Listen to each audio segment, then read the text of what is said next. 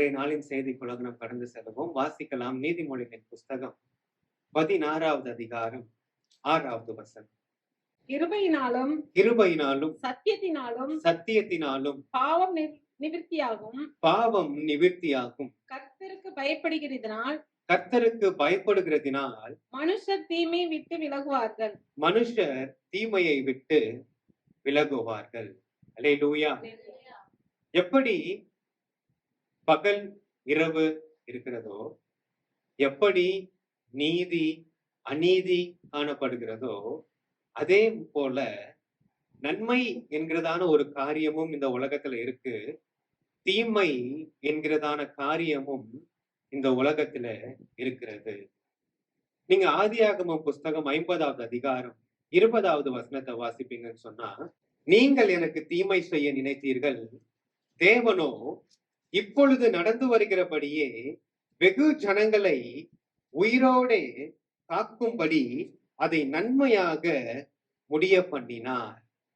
இங்க யோசேப்பு சொல்றாரு, நீங்கள் எனக்கு தீமை செய்ய நினைத்தீர்கள். அப்படின்னா ஒரு கூட்ட ஜனம் அவர்கள் தீமை செய்கிறவர்களாய் காணப்படுகிறார்கள். ஆகையாலதான் சங்கீதக்காரர் சொல்லும் பொழுது, சங்கீதம் 56வது சங்கீதம் 5வது வசனத்தை வாசிங்க. நித்தமும் என் வார்த்தைகளை புரட்டுகிறார்கள். எனக்கு தீங்கு செய்வதே அவர்கள் முழு எண்ணமாய் இருக்கிறது. அல்லேலூயா. இங்க சங்கீதக்காரர் சொல்லுகிறார், இந்த தாவீது ராஜாவுக்கு விரோதமாக அநேக பகைஞர்கள் இருந்தார்கள். அவங்க என்ன செய்யறாங்கன்னா, இவர் பேசும் பொழுது எப்படியாவது அதிலே குற்றம் பிடிக்க வேண்டும் அப்படின்னே அவர்கள் இருக்கிறாங்க. அவங்க முழு யோசனையும் இவர்களை எப்படியாவது இவரை என்ன செய்யணும், அவரை குற்றம் பிடிக்க வேண்டும் என்று காணப்படுகிறார்கள். இதே போல ஒரு சூழ்நிலையை ஆண்டவராகிய இயேசு கிறிஸ்துவும் அவர் கடந்து வருகிறார். நீங்கள் லூக்காவின் நற்செய்தி நூல் 11வது அதிகாரம் 53, 54வது வசனத்தை வாசிக்கும் பொழுது, இவைகளை அவர்களுக்கு அவர் சொல்லுகையில் வேதபாரகரும் பரிசேயரும் அவர் மேல் குற்றம் சாட்டும் பொருட்டு அவர் வாய்மொழியில் ஏதாவது பிழை கண்டுபிடிக்க வேண்டும் என்று வாயம் பண்ணி அவரை மிகவும் நெருக்கவும் அநேக காரியங்களை குறித்து பேசும்படி அவரை ஏவவும் தொடங்கினார்கள். எப்படியாவது இந்த வேதபாரகரும் இந்த பரிசேயரும் என்ன செய்யறாங்கன்னா, இயேசு இடத்துல நிறைய கேள்விகளை அவர்கள் ஏவுகிறார்கள். எப்படியாவது அவருடைய வாயின் வார்த்தைகளை அவர் என்ன செய்யணும், அவரை பிடிக்கணும் அப்படின்னு சொல்லி அவர்கள் அநேக கேள்விகளை ஏவினார்கள் என்று நாம் பார்க்கிறோம். நீங்க எரேமியாவின் புஸ்தகம் 18வது அதிகாரம் 18வது வசனத்தை வாசிக்கும் பொழுது, அதற்கு அவர்கள் எரேமியாவுக்கு விரோதமாக ஆலோசனை செய்வோம் வாருங்கள், ஆசாரியரிடத்தில் வேதமும் ஞானிகளிடத்தில் ஆலோசனைகளும் தீர்க்கதரிசியினிடத்திலே வசனமும் ஒளிந்து போவதில்லை. இவன் வார்த்தைகளை நாம் கவனியாமல் இவனை நாவினாலே வெட்டி போடுவோம் வாருங்கள் என்றார்கள். இங்கே ஒரு சம்பவத்தை நாம் பார்க்கிறோம். இந்த இஸ்ரவேல் ஜனங்கள் இவங்க என்ன செய்யறாங்கன்னா, இவங்க தேவனுக்கு பிரியமில்லாத காரியங்களை இவர்கள் செய்ய தொடங்கினது நிமித்தமாக, இவர்கள் மாயையான விக்கிரகங்களை பின்பற்றினதின் நிமித்தமாக தேவன் எரேமியா தீர்க்கதரிசியின் மூலமாய் இந்த ஜனங்களுக்கு பேசுகிறார். அவர் என்ன சொல்றாருன்னா, இவர்கள் எனக்கு பிரியமில்லாத காரியத்தை இவர்கள் செய்தபடினால இவர்களுடைய தேசத்தை நான் பாழாக்குவேன். இவர்களுடைய சத்துருக்களுக்கு முன்பாக நான் இவர்களை முறிந்தோட பண்ணுவேன். இவர்களுக்கு என்னை நோக்கி கூப்பிடும் பொழுது இவர்களுக்கு என்னுடைய முகத்தை அல்ல, என்னுடைய முதுகை நான் இவர்களுக்கு நான் என்ன செய்வேன், நான் காண்பிப்பேன் என்று சொல்லி ஆண்டவர் ஜனங்களுக்கு இந்த எரேமியா தீர்க்கதரிசி மூலமாய் பேசுகிறார். ஆனால் இந்த ஜனங்கள் அவர்கள் தங்களுடைய குற்றத்தை, தங்களுடைய பாவத்தை குறித்து அவங்க என்ன செய்யல, அவங்க மனஸ்தாபப்படல. ஆனா இவங்க செய்யறத காரியம் என்ன, ஒரு கூட்ட ஜனத்தை இவங்க கூப்பிடுறாங்க, நீங்க வாங்க நம்ம என்ன செய்வோம், நம்ம எரேமியாவுக்கு விரோதமாக நம்ம எழும்பலாம். இதே போல ஒரு ஒத்த காரியம் நீங்க யோனா தீர்க்கதரிசி புஸ்தகத்தில் நாம் வாசிக்கலாம். யோனா 1வது அதிகாரம் 2வது வசனம். நீ எழுந்து நகரமாகிய மகா நகரமாகிய நினிவேக்கு போய் நினிவேக்கு போய் அதற்கு விரோதமாக பிரசங்கி, அதற்கு விரோதமாக பிரசங்கி, அவர்களுடைய அக்கிரமம் அவர்களுடைய என் அக்கிரமம் சமூகத்தில் வந்து எட்டினது என்றார். என் சமூகத்தில் வந்து எட்டினது என்றார். இங்க பார்க்கிறோம், இங்க தேவன் யோனா தீர்க்கதரிசியை அனுப்புகிறார். போய் நினிவேக்கு விரோதமாக நீ என்ன செய், போய் நீ பிரசங்கி, அவர்கள் செய்கிற அக்கிரமம் என்னுடைய சந்நிதியில வந்து எட்டினது என்று ஆண்டவர் சொல்லுகிறார். அப்போ யோனா போய் அங்க பிரசங்கம் செய்யும் பொழுது, யோனா தேவனுடைய வார்த்தையை அந்த ஜனங்களுக்கு அவர் சொல்லும் பொழுது, அங்க அந்த ஜனங்கள் என்ன செஞ்சாங்க தெரியுமா? சிறியோர் துவங்கி பெரியோர் மட்டும் ரெட்டுடுத்தி உபவாசித்தார்கள். அது மாத்திரமல்ல, அங்க இருக்கிற அவங்க மிருக ஜீவன்களுக்கு கூட அவங்க என்ன செய்யலன்னா, அவர்கள் தண்ணீர் காட்டவில்லை. அவைகளுக்கும் அவர்கள் ரெட்டுடுத்தி அவர்கள் உபவாசம் போட்டார்கள். அதனால அங்க நடந்த காரியம் என்னன்னு பாத்தீங்கன்னா, தேவன் அந்த ஜனங்களுக்கு மேல வர நினைத்த தீங்கை வரவிடாமல் தேவன் தடுத்தார். அதை வர செய்யவில்லை. தேவன் அவர்களுக்காக தேவன் மனஸ்தாபப்பட்டார் என்று நாம் பார்க்கிறோம். அல்லேலூயா. ஆனா இங்க பாருங்க, இங்க ஒரு கூட்ட ஜனம் இருக்குது. இந்த ஜனங்களுக்கு தேவனுடைய வார்த்தையை கேட்கும் பொழுது அவங்க தன்னுடைய நிலையை விட்டு அவங்களுக்கு வெளியே வருவதற்கு என்ன செய்யல, அவங்களுக்கு மனம் இல்லை. அல்லேலூயா. இங்கேயும் ஆண்டவர் எச்சரிக்கிறார். இங்கேயும் ஆண்டவர் இந்த ஜனங்களுக்கு விரோதமாக தான் ஆண்டவர் பேசுகிறார். ஆனா இந்த ஜனங்களுக்கு என்ன இல்லை, ஆண்டவருடைய வசனத்தை கேட்டு அதை விட்டு வெளியே வர மனம் இல்லை. மாறாக தீர்க்கதரிசிக்கு விரோதமாய் இவர்கள் எழும்பினார்கள். ஆண்டவர் சொன்னால் கொண்டல் காற்று போல இந்த ஜனங்களை நான் என்ன செய்வேன், இவர்களை நான் பறக்க செய்வேன். அல்லேலூயா. அப்ப எல்லா ஜனங்களும் என்ன செய்ய மாட்டாங்க, தீங்கை விட்டு விலக மாட்டார்கள். எல்லா ஜனங்களும் தீமையை வெறுக்க மாட்டார்கள். அப்ப யார் தீமையை வெறுப்பான்னு சொன்னா, கர்த்தருக்கு பயப்படுகிறவர்கள் தான் தீமையை விட்டு விலகுவார்கள். அல்லேலூயா. ஒரு கூட்ட ஜனம் இருக்கு. அந்த கூட்ட ஜனம் யாருன்னா, அவங்க கர்த்தருக்கு பயப்படுகிறவர்கள். கர்த்தருக்கு பயப்படுகிறவர்கள் என்ன செய்வாங்க, தீமையை விட்டு விலகுவார்கள். அல்லேலூயா. இப்ப முதலாவது ஒரு காரியத்தை நாம் வாசிக்கலாம். 1 தீமோத்தேயு 6வது அதிகாரம் 20வது வசனத்தை நாம் வாசிக்கலாம். ஓ தீமோத்தேயுவே, ஓ தீமோத்தேயுவே, உன்னிடத்தில் ஒப்புவிக்கப்பட்டதை நீ காத்துக்கொண்டு சீர்கேடான வீண் பேச்சுகளுக்கும் ஞானமென்று பொய்யாய் பெயர் பெற்றிருக்கிற கொள்கையின் விபரீதங்களுக்கும் விலகு. அல்லேலூயா. இங்க அப்போஸ்தலனாகிய பவுல் சொல்லுகிறார் தீமோத்தேயு கிட்ட, தன்னிடம் ஒப்புவிக்கப்பட்டதை நீ காத்துக்கொள்ள வேண்டும். அப்ப என்ன காரியம் அவர்கிட்ட ஒப்புவிக்கப்பட்டது அப்படின்னு கேட்டீங்கன்னா, அப்போஸ்தலர்கள் அவர்களுக்காக கொடுத்த உபதேசங்களையும் இயேசு கிறிஸ்து பேசிய போதனைகளையும் நீ காத்துக்கொள்ள வேண்டும் அப்படின்னு பவுல் சொல்லுகிறார். அல்லேலூயா. ஏன் இதை பவுல் சொல்லணும் அப்படின்னா, நீங்க 1 தீமோத்தேயு 1வது அதிகாரம் 3வது வசனத்தை வாசிங்க. வேற்றுமையான உபதேசங்களை போதியாதபடிக்கும் விசுவாசத்தினால் விளங்கும் தெய்வீக பக்தி விருத்திக்கு ஏதுவாயிராமல் தர்க்கங்களுக்கு ஏதுவாய் இருக்கிற கட்டுக்கதைகளையும் முடிவில்லாத வம்ச வரலாறுகளையும் கவனியாதபடிக்கும் நீ சிலருக்கு கட்டளையிடும் பொருட்டாக. அப்ப முதலாவது ஒரு காரியம் பவுல் சொல்லுகிறது, வேற்றுமையான உபதேசத்துக்கு விட்டு விலகு. வேற்றுமையான உபதேசத்தை விட்டு விலகு. இங்கே அவர் சொல்றாரு தீமோத்தேயு கிட்ட, நீ உனக்கு ஒப்புவிக்கப்பட்டதை நீ காத்துக்கொள்ள வேண்டும். அப்போஸ்தலர்கள் கொடுத்த உபதேசத்தையும் இயேசு கிறிஸ்துனுடைய போதகத்தையும் நீ காத்துக்கொள்ள வேண்டும். ஏன் அப்படின்னு சொன்னா, அந்த அப்போஸ்தலனாகிய பவுல் தீமோத்தேயுக்கு இந்த நிருபத்தை எழுதுவதற்கு 10 ஆண்டுகளுக்கு முன்பதாகவே அவர் எபேசுவில சபையை ஆரம்பித்தார். பவுல் சபையை ஏற்கனவே அங்க நிறுவி இருந்தார். அப்போ அவர் நிறுவிய அந்த கொஞ்ச காலத்திலேயே என்ன நடந்துச்சுன்னு கேட்டீங்கன்னா, கள்ள போதனைகள் வரத் தொடங்கினது. அதனாலதான் இங்க பவுல் சொல்லும்போது அவர் சொல்றார் தீமோத்தேயுவ, நீ கள்ள போதனைகளுக்கு, வேற்றுமையான போதனைகளுக்கு நீ என்ன செய்யக்கூடாது, நீ இடம் கொடுத்து விட கூடாது என்று அவர் சொல்லுகிறார். அல்லேலூயா.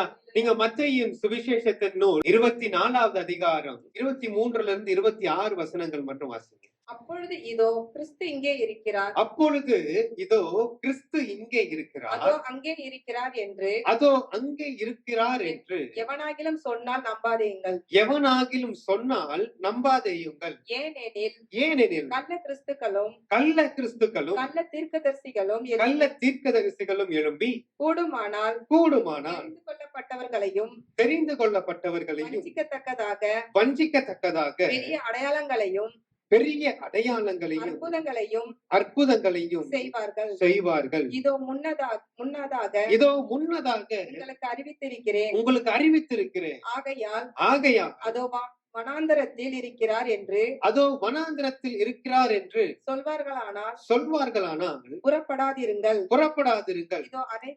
இதோ அறை வீட்டுக்குள் இருக்கிறார் என்று சொல்வார்களானால் நம்பாதிருங்கள். அல்லேலூயா. இந்த கள்ள தீர்க்கதரிசிகள் என்ன செய்வாங்கன்னா, அடையாளங்களையும் அற்புதங்களையும் செய்வார்கள். ஆண்டவராகிய இயேசுவே இதை சொல்லுகிறார். அவர்கள் கூடுமானால் அவர்கள் தெரிந்து கொள்ளப்பட்டவர்களை என்ன செய்வாங்க, வஞ்சிப்பார்கள். தெரிந்து கொள்ளப்பட்டவர்களை வஞ்சிப்பார்கள் அப்படின்னு சொல்லும் பொழுது, ஒரு ரட்சிக்கப்பட்ட ஒரு விசுவாசியை வஞ்சிப்பார்கள் சொன்னா அவன் எவ்வளவு பெரிய அற்புதங்களையும் அடையாளங்களையும் அவன் செய்ய வேண்டும். அல்லேலூயா. ஆகையாலதான் ஆண்டவர் சொல்லுகிறார், இதெல்லாம் நடக்கும். நான் முன்பதாகவே நான் என்ன செய்யறேன், நான் உங்களுக்கு இதை நான் அறிவிக்கிறேன். நீங்க என்ன செய்யணும், நீங்க எச்சரிக்கையாய் நீங்க இருக்க வேண்டும். அல்லேலூயா. ஆதாமையும் ஏவாளையும் நாம் குறித்து நாம் பார்க்கிறோம். ஆண்டவர் சொன்ன கட்டளை என்னது, நீ அந்த கனியை புசிக்கிற நாளில் நீ சாகவே சாவா என்று தேவன் கட்டளை கொடுத்திருந்தார். ஆனால் இந்த ஏவாள் இன்னொரு போதகத்தை போய் கேட்க ஆரம்பித்தார்கள். அது என்ன போதகம்? அது யாருடைய போதகம்? பிசாசினுடைய, சர்ப்பத்தினுடைய போதனையை போய் கேட்டார். அது கேட்டுச்சு, தேவன் உங்களை எந்த கனியும் புசிக்க கூடாதுன்னு சொன்னாரா அப்படின்னு கேட்கும் பொழுது அப்ப இவங்க சொன்னாங்க, இல்ல தோட்டத்தில் இருக்கிற சகல கனிகளை நீ புசிக்கலாம், ஆனாலும் தோட்டத்துல நடுவுல இருக்கிற அந்த விருட்சத்தின் கனியை என்ன செய்யக்கூடாது, அதை நீ புசிக்க கூடாது. அதை நீ புசிக்கிற நாளிலே நீ சாகவே சாவா என்று தேவன் எங்களுக்கு சொல்லி இருக்கிறார். அப்போ பிசாசு கிட்ட இருந்து வருகிற ஒரு போதனை என்னன்னா, அதை நீங்க சாப்பிடும் பொழுது நீங்க சாக மாட்டீங்க. நீங்க என்னவா நீங்க மாறிடுவீங்கன்னா, நீங்கள் தேவர்களை போல நீங்கள் மாறி விடுவீர்கள். நீங்க ஆதியாகமம் புஸ்தகம் 1வது அதிகாரம் 26, 27 வசனங்களை வாசிங்க. பின்பு தேவன் நமது சாயலாகவும் தம்முடைய சாயலாகவும் நமது ரூபத்தின்படியையும் மனுஷனை உண்டாக்குவோமாக. அவர்கள் சமுத்திரத்தின் மச்சங்களையும் ஆகாயத்து பறவைகளையும் மிருக ஜீவன்களையும் பூமி அனைத்தையும் பூமியின் மேல் ஊறும் சகல பிராணிகளையும் ஆளக்கடவர்கள் என்றார். தேவன் தம்முடைய சாயலாக மனுஷனை சிருஷ்டித்தார். அவனை தேவ சாயலாகவே சிருஷ்டித்தார். ஆணும் பெண்ணுமாக அவர்களை சிருஷ்டித்தார். அல்லேலூயா. தேவன் எப்படி சிருஷ்டித்தார்? தம்முடைய சாயலாக தேவன் மனுஷனை சிருஷ்டித்தார். இன்னைக்கு நம்ம ஒரு குழந்தையை நம்ம பார்க்கும்போது நம்ம சொல்லுவோம் இல்லையா, இந்த குழந்தை அப்படியே அவங்க அம்மாவுடைய சாயல்ல இருக்குது, இந்த குழந்தை அப்படியே அவங்களுடைய தகப்பனுடைய சாயல்ல இருக்குது நம்ம சொல்றோம் இல்லையா. அப்ப இங்க வசனத்துல என்ன போடப்பட்டிருக்கிறது? தேவன் தம்முடைய சாயலாக என்ன செஞ்சிருக்கிறாரு? மனுஷனை உண்டாக்கி இருக்கிறார். தம்முடைய சாயலில் தான் தேவன் ஆணையும் பெண்ணையும் உண்டாக்கி இருக்கிறார். ஆனால் பிசாசு ஒரு போதனை செய்கிறது, நீங்க இன்னும் நீங்க என்ன செய்யல, நீங்க தேவனுடைய சாயல நீங்க இல்ல, நீங்க இந்த கனியை புசிக்கும் பொழுது நீங்க என்ன ஆவீங்க? நீங்கள் தேவர்களை போல நீங்க ஆவீர்கள். அல்லேலூயா. கள்ள போதனைகளுக்கு சபை எச்சரிக்கையா இருக்க வேண்டும். ஆமென். அப்ப இங்க பார்க்கிறோம், இவங்கள் அந்த வார்த்தைக்கு இவங்கள் செவி கொடுத்தபடியினால, இவர்கள் அந்த கனியை இவர்கள் புசித்தபடியினால அங்க நடந்தது என்ன? இவர்களை தேவன் தோட்டத்தை விட்டு துரத்தினார் என்று நாம் பார்க்கிறோம். அல்லேலூயா, அல்லேலூயா. ஆகையாலதான் அப்போஸ்தலனாகிய பவுல் தீமோத்தேயுக்கு சொல்லும் பொழுது, நீ வீண் பேச்சுகளுக்கும், நீங்க வசனத்தை வாசிக்கும் பொழுது அங்க போட்டு சீர்கேடான வீண் பேச்சுகளுக்கும், ஞானம் என்று பொய்யாய் பேர் பற்றிருக்கிற கொள்கையின் விபரீதங்களுக்கும் விட்டு விலக வேண்டும். அல்லேலூயா. இப்ப இன்றைக்கு நம்ம இன்னைக்கு எப்படி இருக்கிறோம்? இன்றைக்கு எப்படிப்பட்ட உபதேசத்தை நாம் கேட்கிறோம்? நம்ம சபைக்கு நம்ம வர்றோம், ஆண்டவருடைய வார்த்தையை நம்ம கேட்கிறோம். ஆனால் தேவனுடைய வார்த்தையின்படி நம்ம செய்யறோமா? இல்ல சில வேற்றுமையான உபதேசங்களுக்கு நம்முடைய வாழ்க்கையில நாம் இடம் கொடுக்கிறோமா? அல்லேலூயா. சபை எச்சரிக்கையாக இருக்க வேண்டும். வாசிக்கலாம் அப்போஸ்தலர் 20வது அதிகாரம் 29 31 வசனங்கள் வரை. நான் போன பின்பு மந்தை தப்ப விடாத கொடிதான ஓநாய்கள் உங்களுக்குள்ளே வரும். மந்தையை தப்ப விடாத கொடிதான ஓநாய்கள் உங்களுக்குள்ளே வரும். உங்களிலும் சிலர் எழும்பி சீஷர்களை தங்களிடத்தில் இழுத்துக் கொள்ளும்படி மாறுபாடானவைகளை போதிப்பார்கள் என்று அறிந்திருக்கிறேன். ஆனபடியால் நான் 3 வருஷ காலமாய் இரவும் பகலும் கண்ணீரோட இடைவிடாமல் அவனவனுக்கு புத்தி சொல்லிக் கொண்டு வந்ததை நினைத்து விழித்திருங்கள். அல்லேலூயா. இன்றைக்கு சபை விழித்திருக்க வேண்டும். அப்போஸ்தலனாகிய பவுல் சொல்றாரு, நான் போன பின்பு ஓநாய்கள் வரும், கொடியதான ஓநாய்கள் வரும். பவுல் அந்த எபேசு சபையை நிறுவின கொஞ்ச காலத்துக்குள்ளேயே இப்படிப்பட்ட வேற்றுமையான உபதேசங்கள் அங்கே பரவ தொடங்கினது. அப்போ அதனால அப்போஸ்தலனாகிய பவுல் அங்க சொல்றாரு, நான் கண்ணீரோட நான் என்ன செய்யறேன்னா உங்களுக்கு இடைவிடாமல் புத்தி சொல்லி கொண்டு வந்ததை நினைத்து விழித்திருங்கள். அல்லேலூயா. ஏன் சொன்னா இந்த கள்ள உபதேசங்கள் என்ன செய்யும்னா ஜனங்களை பிரித்து விடும். அவர் சொல்றாரு, அவர் தீமோத்தேயுவுக்கு எழுதும் பொழுது, ஆசியாவில் இருந்த ஜனங்கள் எல்லாரும் என்னை விட்டு அவர்கள் பிரிந்து போனார்கள். அப்ப இந்த கள்ள உபதேசம் ஒரு விசுவாசியை என்ன செய்யும்னா சபையில இருந்து பிரித்து விடும். அவர்களை இயேசு கிறிஸ்துவின் மேல் இருக்கிற அந்த ஐக்கியத்துல இருந்து அவர்களை பிரித்து விடும். இயேசுவின் மேல் இருக்கிற நம்பிக்கையை அது எடுத்து விடும். ஆகையாலதான் அவர் சொல்றாரு, நம்ம எச்சரிக்கையாய் நீ இருக்க வேண்டும். வீண் பேச்சுகளுக்கு என்ன செய்யக்கூடாது? இடம் கொடுக்க கூடாது. அல்லேலூயா. இன்னைக்கு நம்ம என்ன செய்யக்கூடாது தெரியுமா? சபையில வீண் பேச்சுகளுக்கு, சீர்கேடான வீண் பேச்சுகளுக்கு இடம் கொடுக்க கூடாது. ஞானம் என்று பொய்யாய் பேர் பெற்று இருக்கிற கொள்கைகளுக்கு நாம் அதை கை கொள்ளக்கூடாது. அல்லேலூயா. இவைகளை நாம் விட்டு நாம் விலகி இருக்க வேண்டும். ஆமென். அப்ப நீங்க கேட்கலாம், அப்ப கள்ள போதகர்களை குறித்து நம்ம தெரியும்? எது உண்மையான போதனை எப்படி நம்ம அறிந்து கொள்வது அப்படின்னு நீங்க கேட்டீங்கன்னா, வாசிங்க யோவான் 16வது அதிகாரம் 8வது வசனத்தை வாசி.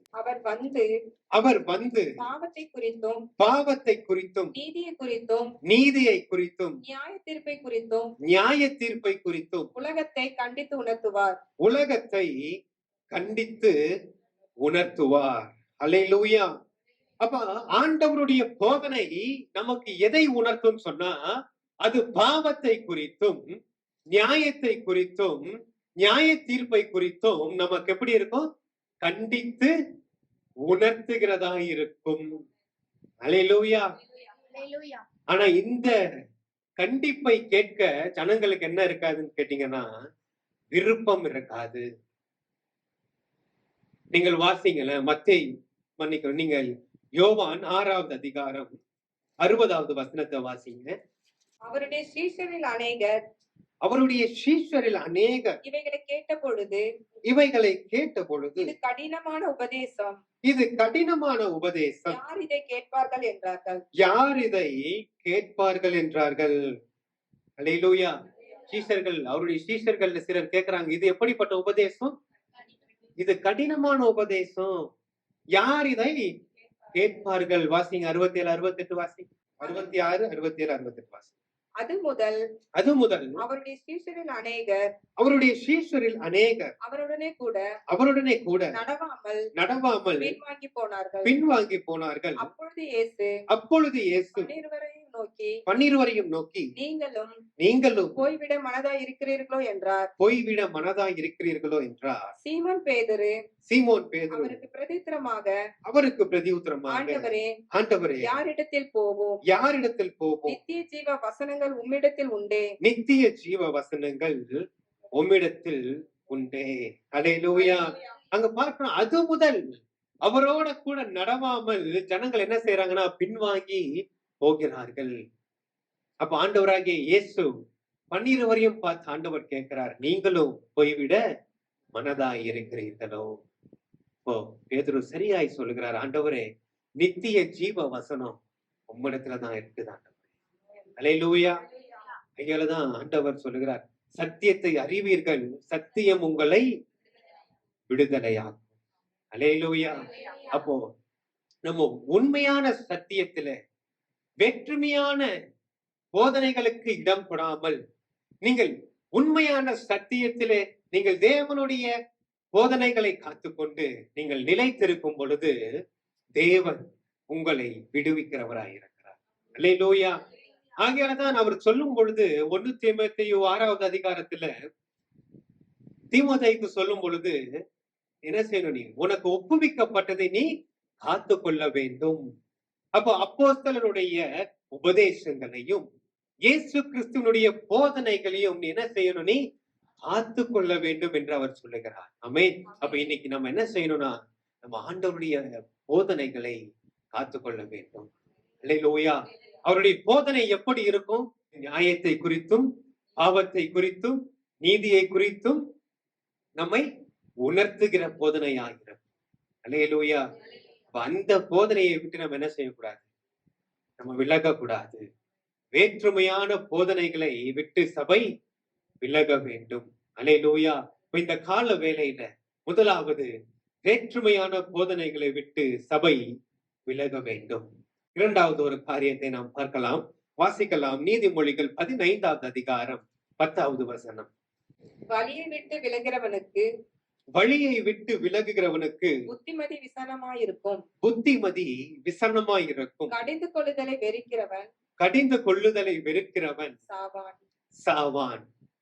இரண்டாவது, வேற்றுமையான வழியை விட்டு விலகு. நாம் இந்த பிலேயாம் தீர்க்கதரிசியை குறித்து வேதாகமத்திலே நாம் பார்க்கிறோம். இந்த பிலேயாம் தீர்க்கதரிசி அவர் எப்படிப்பட்டவர் என்று நீங்க சொன்னீங்கன்னா, அவர் ஆசீர்வதிக்கிறவன் ஆசீர்வதிக்கப்படுகிறான். அவர் எந்த மனுஷனை அவர் சபிக்கிறாரோ அந்த மனுஷன் சபிக்கப்பட்டு போகிறான். இப்படிப்பட்ட ஒரு வல்லமையுடைய ஒரு தீர்க்கதரிசி தான் இந்த பிலேயாம் என்கிற இந்த தீர்க்கதரிசி.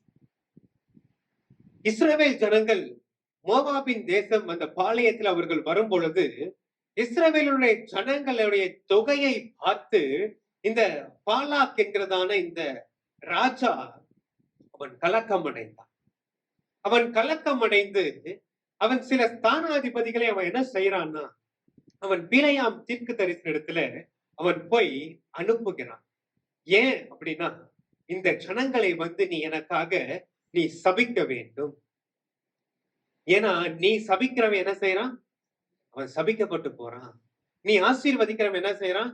அவன் ஆசீர்வாதமா ஆகிறான். அப்ப நீ எனக்காக நீ வந்து இந்த ஜனங்களை நீ சபிக்கும் பொழுது அந்த ஜனங்களை நான் போய் என்ன செய்வேன்? நான் மேற்கொள்ளுவேன்.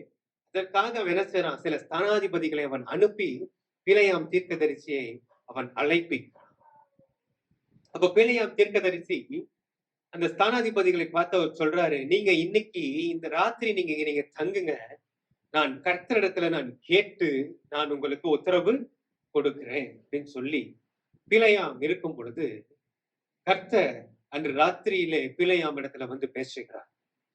பிலேயாம், உன்னிடத்துல வந்திருக்கிற இவர்கள் யார் என்று கர்த்தர் கேட்கிறார். அப்ப பிலேயாம் சொல்றாரு, ஒரு விதமான ஜனங்கள் இந்த பாளையத்துல வந்திருக்கிறாங்க, அவர்களை சபிக்கும்படியாக பாலாக் ராஜா என்னை அழைக்கிறார் அப்படின்னு சொல்லும் பொழுது, அப்போ கர்த்தர் சொல்லுகிறது, நீ அவர்களோட போக வேண்டாம். இரண்டாவது ஆண்டவர் சொல்றாரு, நீ அந்த ஜனங்களை சபிக்க வேண்டாம். மூன்றாவது, அந்த ஜனங்கள் ஆசீர்வதிக்கப்பட வேண்டியவர்கள். அல்லேலூயா, அவர்கள் ஆசீர்வதிக்கப்பட்டவர்கள். அப்ப அன்று ராத்திரியில ஆண்டவர் இதை சொன்ன உடனே இதை அவர்களுக்கு சொல்லி பிலேயாம் அனுப்புறார். இப்ப இந்த ஸ்தானாதிபதிகள் இந்த காரியங்களை அவர் போய் பாலாக் ராஜா கிட்ட சொல்லும் பொழுது பாலாக் ராஜா என்ன செய்யறாருன்னா, அவர் இன்னும் இந்த ஸ்தானாதிபதிகளை காட்டிலும் இன்னும் கனம் பொருந்திய சில பிரபுக்களை அவர் பிலேயாம் கிட்ட அனுப்புகிறார். இப்ப திரும்ப பிலேயாம் அவர்களுக்கு இதே காரியங்களை அவர் சொல்றாரு, நீங்க இன்னைக்கு இங்க தங்குங்க, நான் ஆண்டவரத்தை நான் கேட்டு நான் சொல்லுகிறேன். அப்ப ஆண்டவர் திரும்ப அங்க வந்து கேட்கிறார், இவர் யார், உங்ககிட்ட வந்திருக்கிற இந்த ஜனங்கள் யாருன்னு கேட்கும் பொழுது அப்ப திரும்ப பாலாக் சொல்றாரு, இவர் இன்னும் கொஞ்சம் அதிகமான பிரபுக்களை இங்க அனுப்பிச்சிருக்கிறாரு. அப்ப ஆண்டவர் சொல்றாரு, நீ போ அப்படின்னு சொல்றாரு. ஆனா இவர் அடுத்த நாள் பிலேயாம் கிளம்பி போகும் பொழுது அங்க வசனம் சொல்லுகிறது, தேவன் கோபப்பட்டார். வாசிக்கலாமா? என்னாகமம் 22வது அதிகாரம் 21, 22 வசனம். பிலேயாம் காலமே எழுந்து பிலேயாம் காலமே எழுந்து தன் கழுதையின் மேல் சேணம் கட்டி தன் கழுதையின் மேல் சேணம் கட்டி மோவாபின் பிரபுக்களோட கூட போனான். மோவாபின் பிரபுக்களோட கூட போனான். அவன் போகிறதினாலே தேவனுக்கு கோபம் உண்டது. கர்த்தருடைய தூதனானவர் வழியிலே அவனுக்கு எதிராளியாக நின்றார். அவன் தன் கழுதையின் மேல் ஏறி போனான். அவன் வேலைக்காரர் 2 பேரும் அவனோட இருந்தார்கள். அல்லேலூயா. அதிகாலமே பிலேயாம் என்ன செய்யறாரு? கிளம்பி போகும் பொழுது கர்த்தருக்கு கோபம் வந்தது. அப்போ இதை நான் யோசித்தேன், கர்த்தர் தானே போ சொன்னார் இல்லையா? கர்த்தர் தானே போ சொன்னாரு. ஆனால் ஏன் ஆண்டவர் கோபப்பட வேண்டும் அப்படின்னு நான் யோசிக்கும் பொழுது அப்ப எனக்கு ஒரு காரியம் எனக்கு நினைவுல வந்து, உங்களுடைய வீட்டுல உங்களுடைய பிள்ளை ஒரு காரியத்தை உங்ககிட்ட வந்து கேட்கும் பொழுது நீங்கள் முதல் விசை நீங்க முடியாது, நீங்க போகக்கூடாது, நீங்க உத்தரவு நீங்க கொடுக்குறீங்க. இரண்டாம் தரம் அந்த பிள்ளை வந்து கேட்கும் பொழுது நீங்க என்ன செய்வீங்க? போகக்கூடாது, நான் தான் ஏற்கனவே நான் சொன்னேன்ல போக கூடாதுன்னு சொல்வீங்க. ஆனால் தொடர்ந்து அந்த பிள்ளை உங்ககிட்ட வந்து இதே காரியத்தை நச்சரிக்கும் பொழுது ஒரு கோபத்துல நீங்க என்ன சொல்வீங்க? சரி போ அப்படின்னு சொல்லுவீங்க இல்லையா? அதே போலதான் ஆண்டவர் இங்க நீ போன்னு சொல்லியிருக்கிறார். ஆனால் அவர் முழு மனதோடு அவர் என்ன சொல்லல? நீ போன்னு ஆண்டவர் சொல்லல. ஆகையால் தான் ஆண்டவர் முதல் விசை உத்தரவு கொடுக்கும் போதே நீ போகக்கூடாதுன்னு சொல்லி அப்படி ஆண்டவர் அங்க நிறுத்தி இருக்கலாம். ஆனால் ஆண்டவர் அங்க சொல்றாரு, நீ போக கூடாதுப்பா. இரண்டாவது, அந்த ஜனங்களை நீ சபிக்கவும் கூடாது, அந்த ஜனத்தை நீ ஆசீர்வதிக்கணும். அல்லேலூயா. அவர்கள் ஆசீர்வாதத்துக்குரியவர்கள் என்று ஆண்டவர் முதலிலேயே ஆண்டவர் காண்பிக்கிறார். ஆனா இப்ப பிலேயாமுக்கு என்ன தெரியுமா? ஐயோ, முதல்ல வந்தவங்களை விட இப்போ உயர்ந்த அதிகாரிகள்லாம் வந்து நம்மளை கூப்பிடுறாங்களே, நம்ம எப்படி நம்ம போகாம நம்ம இருக்கிறது? அல்லேலூயா. இன்னைக்கு அப்படிதான் நம்ம கூட இல்ல பிரதர், அவங்களே நேரா வந்து என்ன அழைச்சாங்க பிரதர், எப்படி நான் போகாம இருக்கிறது? அதனாலதான் இந்த ஒரே ஒரு வாரம் மட்டும் என்ன பண்ணிட்டேன், நான் சர்ச்சுக்கு நான் வரல, நான் அங்க நான் போயிட்டேன். ஏன்? உங்களே வந்து என்ன வந்து அழைச்சாங்க. கேக்குறோமா? ஆண்டவர் சொன்னது என்னப்பா? நீ போக கூடாது. அதுதான் ஆண்டவர் சொன்னார். நீ போகாதன்னா என்ன செய்யக்கூடாது? போகக்கூடாது. அவர் பொய் சொல்ல அவர் மனுஷன் அல்ல. அவர் மனம் மாறுவதற்கு அவர் மனுஷன் அல்ல. அவர் சொல்லியும் அவர் செய்யாது இருப்பாரோ என்று வசனம் சொல்லுகிறது. ஆனா நீ என்ன பண்ணிட்ட? அவர்களை காட்டிலும் ஒரு பெரியவங்க வந்து என்ன கூப்பிடுறாங்களே ஆண்டவரே, நான் போறேன். வாசிங்க 32வது வசனம் வாசிங்க அதே அதிகாரத்துல. கர்த்தருடைய தூதரானவர் கர்த்தருடைய தூதரானவர் அவனை நோக்கி, நீ உன் கழுதையை இதனோட 3 தரம் நீ உன் கழுதையை இதனோட 3 தரம் அடித்தது என்ன? உன் வழி எனக்கு மாறுபாடாய் இருந்ததினால் நான் உனக்கு எதிரியாக புறப்பட்டு வந்தேன். நான் உனக்கு எதிரியாக புறப்பட்டு வந்தேன். அல்லேலூயா. இந்த பிலேயாம் எப்படிப்பட்ட தீர்க்கதரிசி? கர்த்தரே வந்து பேசுறாரு. கர்த்தரே வந்து கேட்கிறாரு, பிலேயாம் இவங்க யாரு? நீ போகாத. ஆண்டவரே சொல்றாரு முதல்ல. அதற்கப்புறம் நீ போகும் பொழுதும் ஆண்டவர் என்ன செய்யறாரு? 3 முறை தேவ தூதன் வந்து தடை செய்கிறார். அதையும் மீறி நீ போகிற. தூதன் சொல்ற, உன் வழி மாறுபாடாகுதுப்பா. உன் வழி மாறுபாடாகுது. அதனால இப்ப நான் உனக்கு எதிரியாக நான் வந்திருக்கிறேன். நீங்க அதே அதிகாரம் 21, 22 அந்த 22வது வசனத்துல நீங்க வாசிக்கும் பொழுது, பிலேயாம் கிளம்பி வரும் பொழுது தூதன் அவனுக்கு முன்பதாக எதிர்த்து நிற்கிறான். ஆனால் பிலேயாமனால தூதனை பார்க்க முடியவில்லை. அதற்கு அப்புறம் வர வசனங்களை நீங்க பார்க்கும் பொழுது கழுதைக்கு தூதன் தெரியுது. கழுதைக்கு தூதன் நிக்கிறது தெரியுது. அது 3 விசை வழியை விட்டு விலகி போகுது. ஆனால் கர்த்தருடைய தீர்க்கதரிசிங்க, வல்லமையான தீர்க்கதரிசி, கர்த்தருடைய தூதன் நிக்கிறது தெரியல. அவன் கழுதையை போட்டு அடிச்சுக்கிட்டு இருக்கான். அப்ப தூதன் பேசுறாரு, உன் வழி மாறுபாடாகிறது. அல்லேலூயா. இப்ப அவர் போறாரு. போய் ஆண்டவருக்கு சொல்றாரு, நீ போ. தூதன் சொல்றாரு, நீ போ. ஆனாலும் தேவன் கொடுக்கிற வார்த்தையை தான் போய் பேசணும்னு சொல்லும் பொழுது அவர் போய் இந்த ஜனங்களை அவர் ஆசீர்வதிக்கிறார். ஆனால் அங்க நடந்த ஒரு காரியம் என்ன தெரியுமா?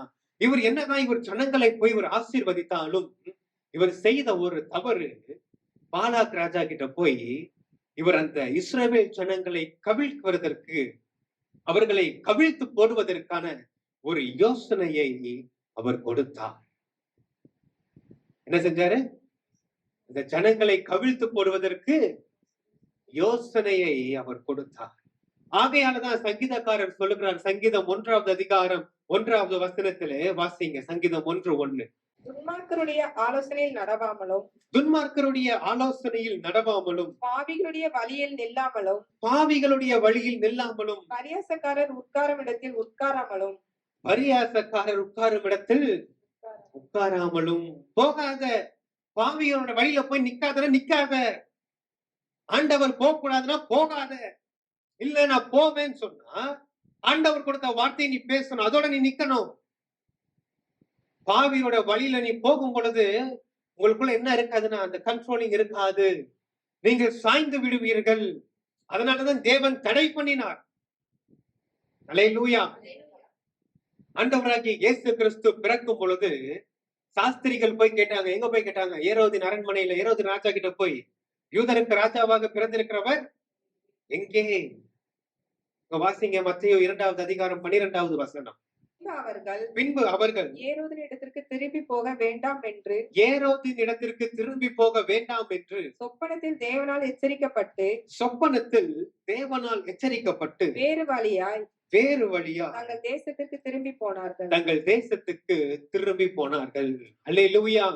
அல்லேலூயா. இயேசு கிறிஸ்துவை பார்த்துட்டோம்னு சொன்னா நம்ம திரும்ப நம்முடைய பழைய வழிக்கு நம்மளால போக முடியாது. எத்தனை பேர் ஆமென் சொல்லுங்க? அல்லேலூயா. நீங்க இயேசுவை அறிவதற்கு முன்பதாக நீங்க எப்படி வேணா உங்களுடைய வழி காணப்பட்டிருக்கலாம்.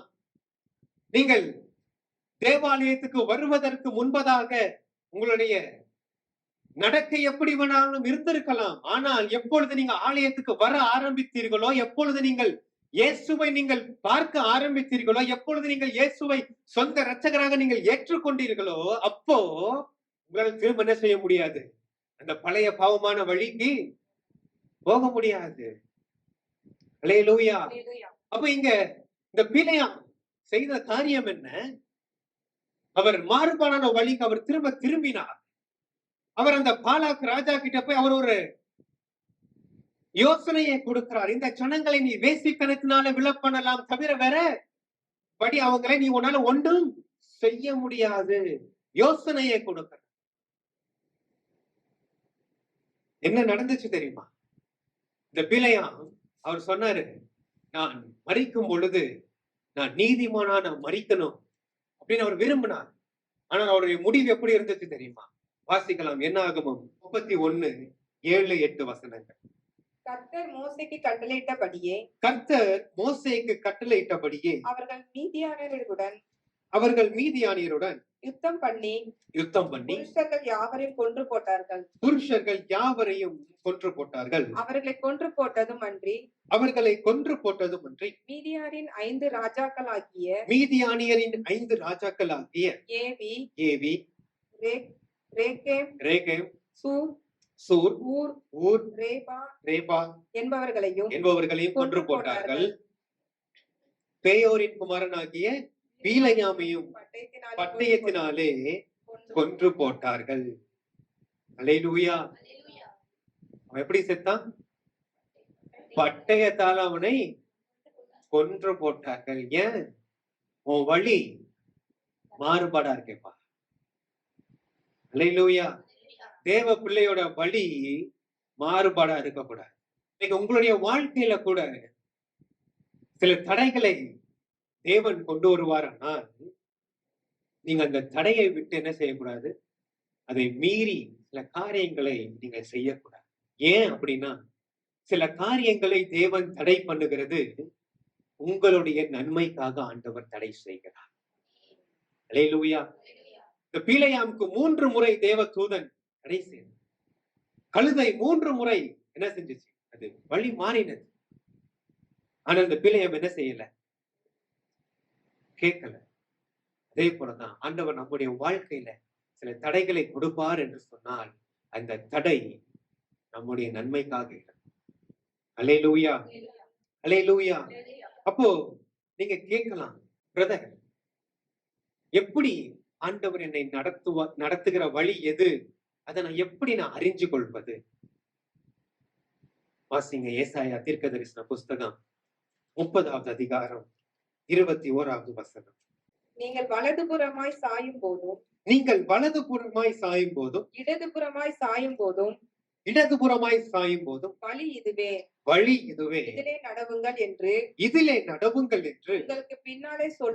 உங்களுக்கு பின்னாலே சொல்லும் வார்த்தையை உங்கள் காதுகள் கேட்கும். அல்லேலூயா.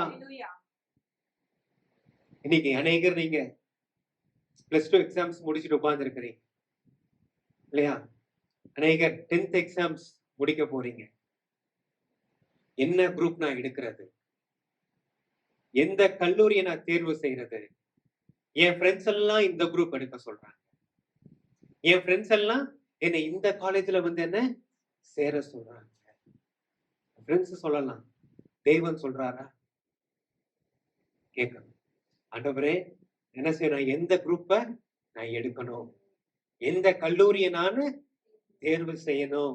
கேட்கணும். ஆண்டவரத்துல போய் கேட்கும் பொழுது வழி இதுவே, இதில் நட என்று உன் காதுல என்ன செய்யும்? சத்தம் கேட்கும். அல்லேலூயா. இன்றைக்கு சிலர் உங்களுடைய வாழ்க்கையில சில முக்கியமான தீர்மானங்களை நீங்கள் எடுக்க வேண்டிய நேரத்துல நீங்க இருக்கலாம். சில முக்கியமான டிசிஷன் மேக்கிங் நீங்க செய்ய வேண்டிய நேரத்துல நான் எதை எடுக்கணும்னு எனக்கு தெரியல. என்னுடைய வாழ்க்கையில இதுதான் ஒரு பெரிய திருப்பு முனையா இருக்க போகுது. ஆனா சரியா எனக்கு எதை தேர்வு செய்யணும்னு எனக்கு தெரியல. ஆண்டவரே, நீங்க ஆண்டவர்கிட்ட நீங்க ஜெபித்து நீங்க கேட்கும் பொழுது ஆண்டவர் உங்களுக்கு சொல்லுவார், வழி இதுவே, இதிலே நீங்கள் நடவுங்கள். அல்லேலூயா. வலது புறத்திலும் இடது புறத்திலும் நீங்க என்ன